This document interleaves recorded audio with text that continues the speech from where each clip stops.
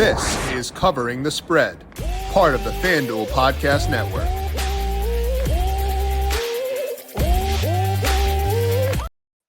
The quality of games for NFL week number 8 may not be quite as good as what we saw last week. Not as many high profile matchups here, but we can spice things up via the player prop market. Today, we're going to break down that by talking to Olivia Moody, once again, getting her read on the player prop market, talking some touchdown bets, situations to monitor, an SGP, and much more to get you ready for NFL week number 8. Welcome on into Covering the Spread, a FanDuel Research podcast. My name is JimSannes. I am a managing editor for FanDuel Research. Joined here, as mentioned, by Olivia Moody. Find her across all social media at livmoods. You can find her at Guerrilla Sports and FanDuel Sportsbook as well. Liv, happy week 8 to you. Happy NBA season to you. How you doing today? Thank you. I am doing good. Yeah, crazy.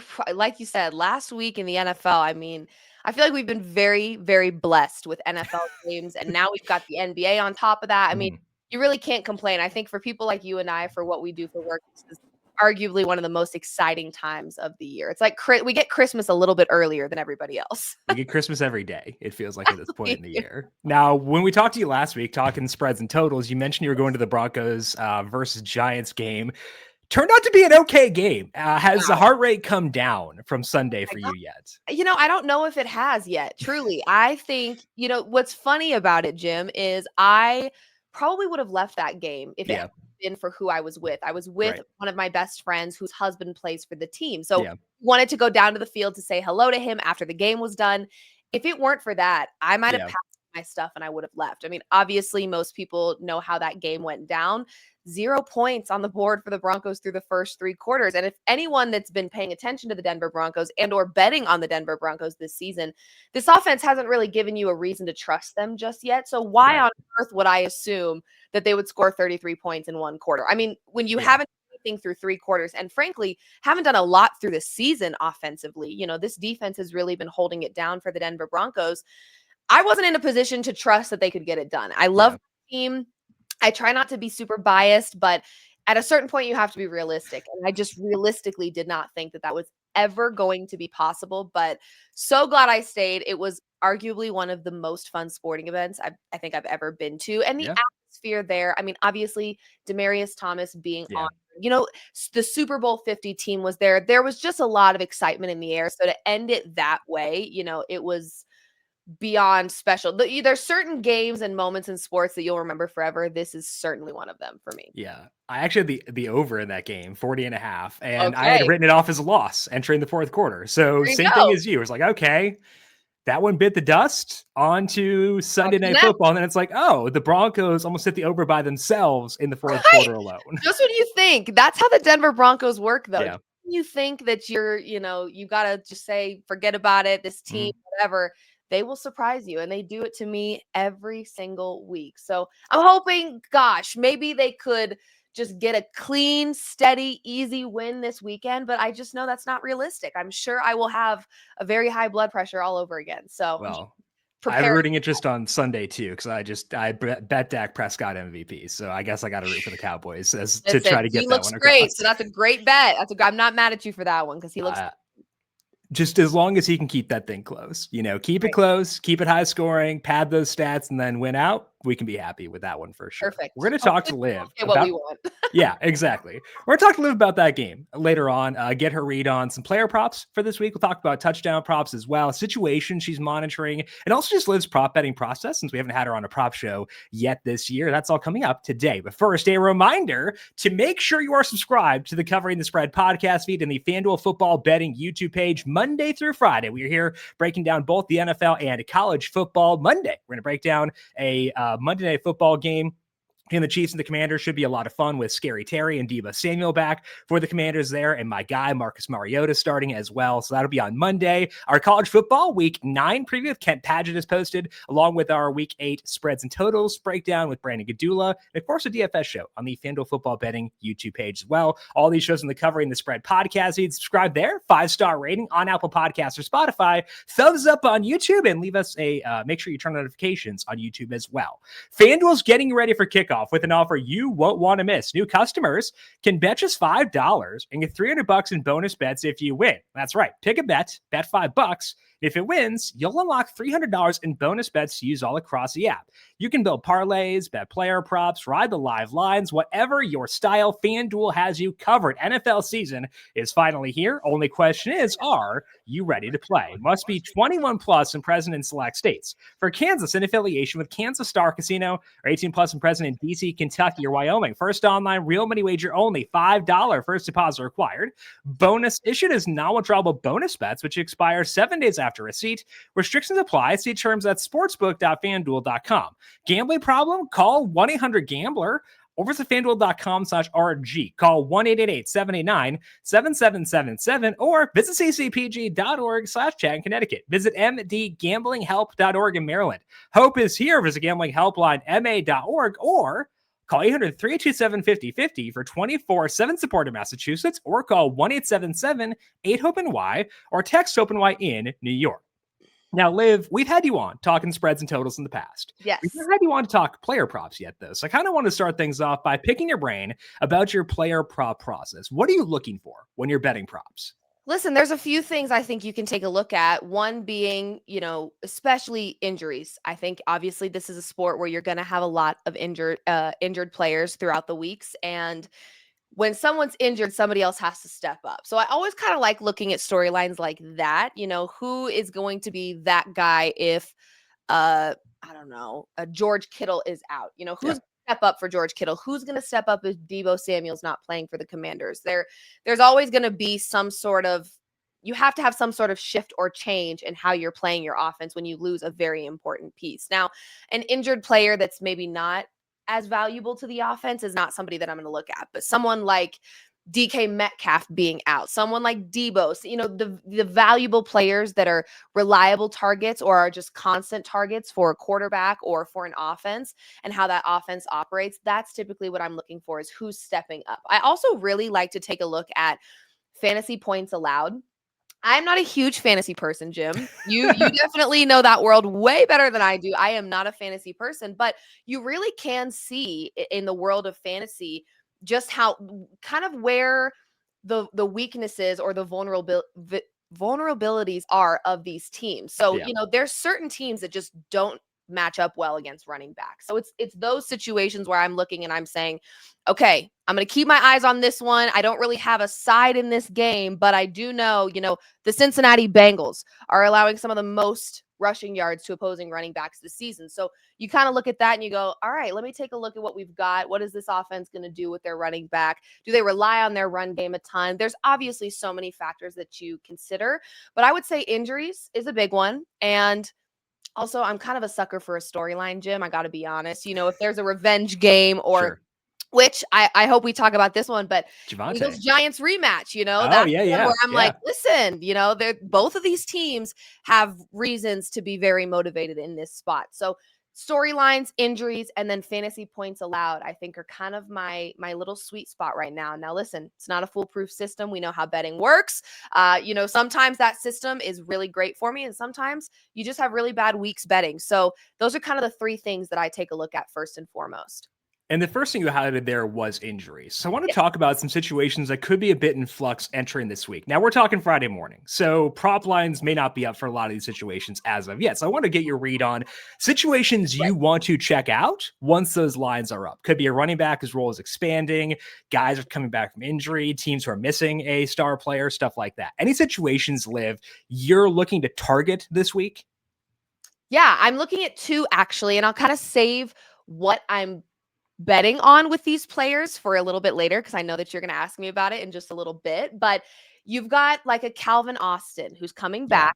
When you've got a player, that's also the other thing. When you've got a player that's coming back that is of value, this is wide receiver 2 for Aaron Rodgers, and it's someone that Rodgers, I think, trusts a lot, maybe even a little bit more than DK Metcalf, which is saying something because DK Metcalf is DK Metcalf. But I'm looking at a guy like that who's making a return, and Aaron Rodgers, he has this not weird, that's the wrong word, but his sense of quarterback play is when he finds a target that he loves and appreciates. For the longest time, it was Devontae Adams. He just likes reliability. I've seen Aaron Rodgers throw a couple of tantrums right on the field when players aren't being reliable. I think he really values that. So looking at a guy like Calvin Austin who's coming back into the mix and knowing that Rodgers is probably going to find him quite a bit. That's what I'm looking at. Cameron Johnson, when you've got no Mike Evans, you've got no Chris Godwin, these are the things that I'm looking at. Who's stepping up? Kind of like what I said earlier. Injuries, that to me is kind of a storyline there where, you know, I think that there's some value in a guy that has to kind of do a little bit of everything, especially when his quarterback in Baker Mayfield is playing at an MVP level and this Tampa Bay Buccaneers team is doing really well. No Mike Evans, no Chris Godwin. And the last time that happened, when you were missing those guys, 4 receptions, 60 plus yards, and 1 touchdown for Johnson. So these are things I'm looking at. Those are kind of the 2 storylines that I've been flirting with right now. Like you said, not a lot of the lines are available just yet. So as you get closer to, there's a lot of times where you'll look at a line in the sports book and you're like, that just doesn't make any sense. Usually it does make sense. If it feels like it doesn't make sense, there's always a reason. So that's when I like to dig a little bit deeper and try to find those diamonds in the rough, if you will, you know, like the players that not everybody's going to bet on, not super common players. But, you know, anytime I feel like a player prop line is too good to be true, and sometimes it is, you know how this goes. Sometimes you do catch it at the right time, but for the most part, the sports books seem to have it figured out pretty well. So those are the 2 I'm looking at right now, and I haven't really taken a look at their lines just yet. I do have an angle that I'm going to bet on these guys, but for now, those are 2 that I'm kind of just keeping my eyes on as we head into Sunday. Yeah, whenever I see a situation like that, I ask, what am I missing? Because Yes, I'm probably missing 100%. something. And usually you can come up with that answer. And so you have to weigh, okay, once I know what am I missing, then I have to decide, am I overselling this? Or am I overlooking something here? And the thing that I'm missing, is that enough to justify where the market stands on this player? And a lot of times the answer will be, oh, the thing I'm missing actually is enough for me to stay away. But there will be times where you're like, I actually do think this person is being undervalued for one reason or another. And that's where you can find value in the prop market. Absolutely. So let's try to find some of the value right now. Let's talk about some props and talk about some yardage and usage props. Anything stand out to you there in that department for week number 8, Liv? Listen, I'm a Broncos fan, a Broncos truther. And immediately after last weekend happened, my first reaction was, look at what you get from Bo Nix when you unleash Bo Nix, right? Like when you play to his strengths, and we've watched Bo Nix for the last couple of seasons now, last season as his rookie season and this season so far, when he gets mobile, when he uses his legs, he is a very athletic quarterback. And I just think Sean Payton needs to tap more into that. Unleash Bo. Trust your quarterback. This is a guy that you drafted. He can handle it. He is a great quarterback. So looking at his rushing yards, you know, he's a guy that when he gets mobile, he can really, really get going. And what we saw in the 4th quarter was a completely different version of this Broncos offense. And it's because he got mobile and you kind of just freed him from the shackles, right? And I'm not saying that Sean Payton's play calling has him in shackles, but I do sometimes Sean has a very particular vision for how this play calling is going to operate. And he's not necessarily play calling to match Bo's strengths. You've got to play to your quarterback's strengths. And so I think the best version of this Broncos team is when Bo Nix gets mobile. I think this defense, this Cowboys defense, is going to allow him a few opportunities through the air, absolutely. But I think we got to just see how valuable he is when he's able to get moving. So I'm looking at Bo Nix over on rushing as one of mine for this weekend, and I'd love your thoughts on it because that number, I think to most when you look at it, does feel pretty high. But we know what he's capable of when he starts using his legs.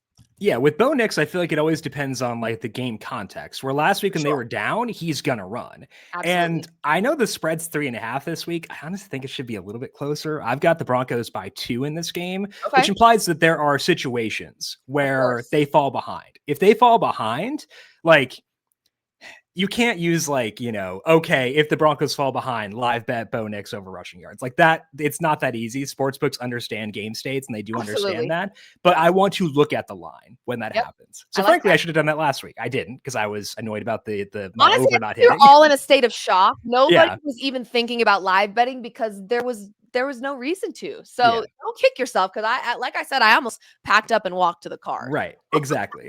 But like if the Cowboys get ahead, that's a good situation for Bo Nix. But like you said, they've been hunting for answers in this offense. It's been inconsistent at times. And when you see it hum that effectively with Bo Nix running, maybe they do have some more schemed runs for him, which they haven't done a lot of. It's mostly been scrambles when he has taken off.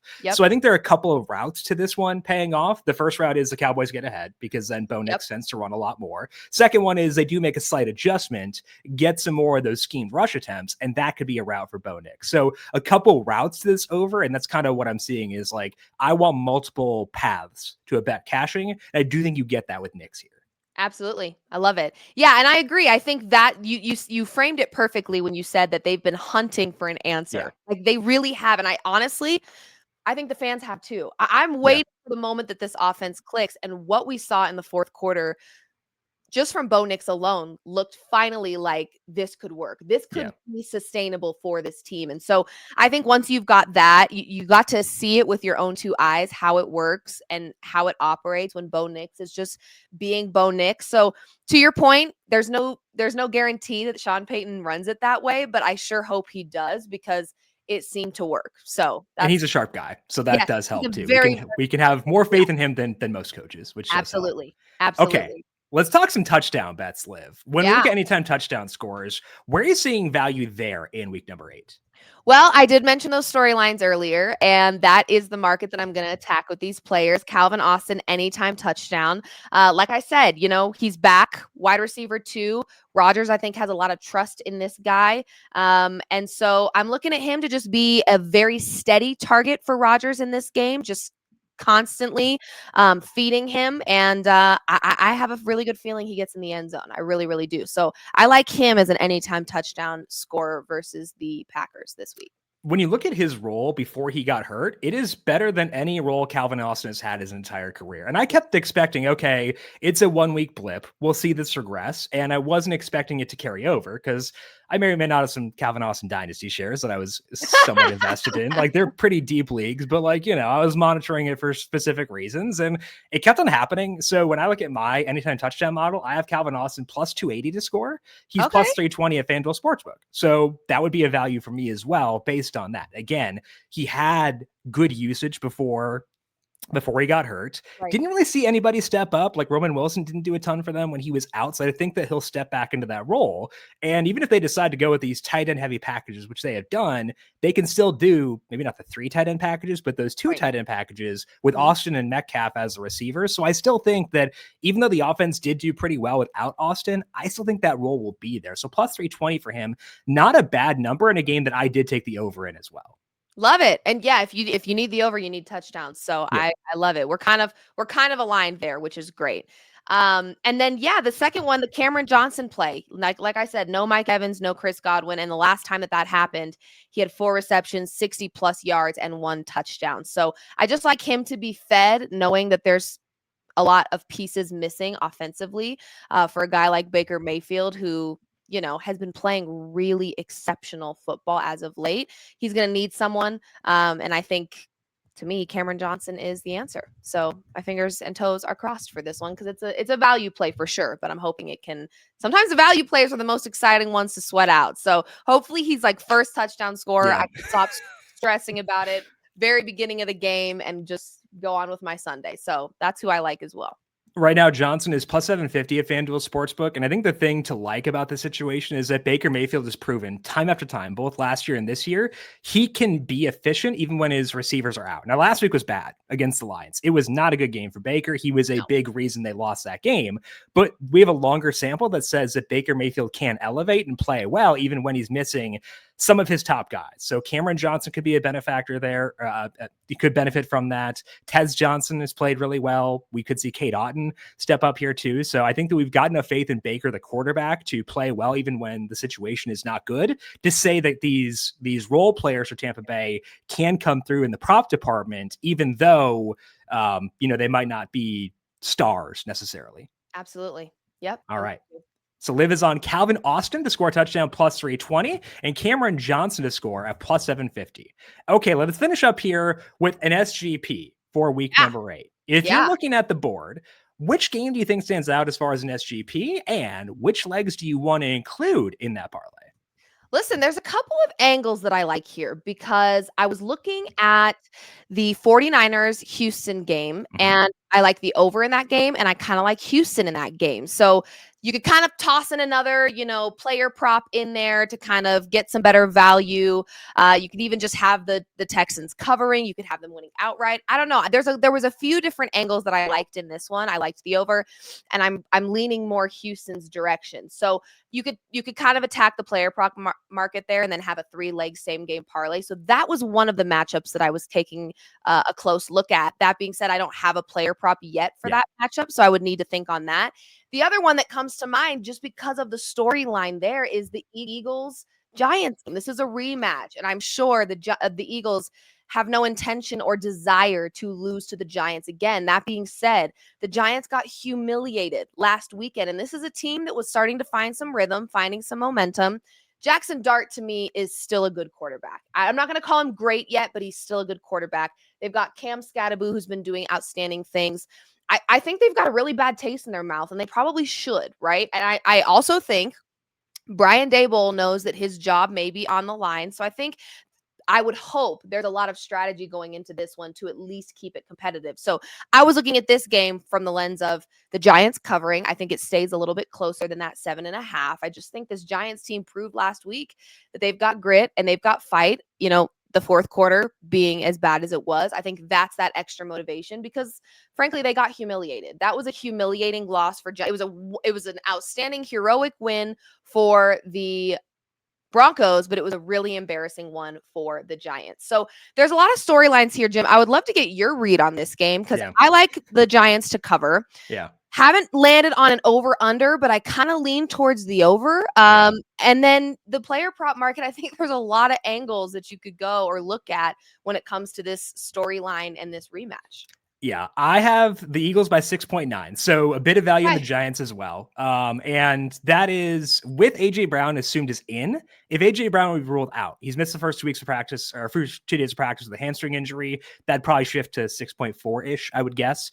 So a bit of value in the Giants there. I did take the over 43.5 is minus 114, in large part due to that Giants offense. I think that honestly, we saw Jackson Dart have some bad games at Ole Miss where he would have these like late game picks, and it was like he melted down, but then he bounced back. And I think that shows confidence, and it shows an ability to like have that self-esteem to be like, okay, I messed up. I threw a really bad pick against Denver last week, but I can bounce back and I can play well against the Eagles team. Now, the thing that gives me a bit of pause, I took the over. I have a good bit of value in the over here as well, is that game 2 weeks ago. No Jalen Carter in that game, and then Quinyon Mitchell left very early. So I can't look at what the Giants did and say, copy paste that, because it's a very different situation, especially with this game being at the link. So I do have those concerns there, but they should get Darius Slayton back, and Lil Jordan Humphrey is a good role player. I don't want him being like my number 2 target in the offense, or number 3 behind Theo Johnson and Wan'Dale Robinson. It'd be a big upgrade to get Darius Slayton back despite his warts. So I have interest in the Giants for sure. I think that they are a good offense. I think the Dart has proven he can play well in adverse situations. So they're gaining my trust very quickly is what I would say. They are. And honestly, I don't think it's fair to, and this is maybe more for Giants fans, I wouldn't lose hope because of last weekend. No. I really wouldn't. I think that was just, yes, the Giants absolutely dropped the ball in so many ways. A defense that was holding the Broncos to 0 points through 3 quarters, then allowed 33 points. But I also think it was more so a testament to the grit that the Broncos have. So I don't think it was as much of a negative look on the Giants than it was like, wow, the Broncos really have something there. Because I think preseason, before the season started, there was a lot of hope with this Broncos team, knowing they had such an intelligent and smart head coach in Sean Payton, an elite championship level defense, and then Bo Nix, who really had a great rookie season. And we weren't sure if he was going to exceed that or match that same energy, but he did get some more weapons in the offseason as well, and Evan Ingram, and kind of making some changes there. So I do think that was more of a reflection of the Broncos having a lot of strengths that maybe we haven't seen consistently than it was the Giants being, bad and losing all hope. We actually had some Giants fans sitting behind us. They were wonderful. Yeah. And I really did, like, as I'm celebrating, I'm like, I could not imagine being these people right now, because they're sitting there so comfortably. And it's funny because at the very end of the game, one of them tapped me on the shoulder and they go, so how reliable is your kicker? And I looked at him and I'm like, I think you're going to lose this game. Oh, tough. I'm like, yeah, I have a feeling this is not going to end the way you want it to end. But honestly, it was a great game. I'm excited to watch the Giants again. I do think that they're a great and young football team. And that was something I talked with the fans about was this is a revived team. Like, you have to feel good in what you've seen over the last few weeks. All things considered, if you're comparing it to the last couple of seasons, there's a lot still to be excited about. So yeah, I'm going to keep my eyes on that Eagles-Giants game and try to find a couple of props to sprinkle in and maybe do a little same game parlay there for sure. Yeah, they hung 32 on a Denver defense that's been unreal this year. Right. Like, you can't hang your head about that. That's just insanely impressive. So they're still a team I have a lot of faith in. I have faith in Dart as a quarterback too. So they're going to be fun to watch, hopefully for the rest of this year, but also into the future. Absolutely. That is all that we have here for today on Covering the Spread. Again, our full complement of shows for this week is up on the FanDuel football betting YouTube page and Covering the Spread podcast feed. Go subscribe to both of those. And again, back with you Monday to break down Monday Night Football. Liv, appreciate the time. Good luck to you with your bets this week. And looking forward to talking to you again soon. Absolutely. We'll see you soon. All right, you find Liv across the board on social media at livmoods. Check her out at Gorilla Sports and FanDuel Sportsbook. I am on X and Blue Sky at JimSannes, on Threads at Jim.Sannes, and you can find FanDuel Research on X at FanDuel Research. Big thank you to our YouTube producer, Justin Lane, for his work in the video side of things. Thank you, Justin, as always, and thank you to everyone for tuning in. Good luck to you with your Week 8 NFL bets and Week 9 in college football. Back again Monday to break down Commanders at Chiefs. This has been Covering the Spread, a FanDuel Research podcast.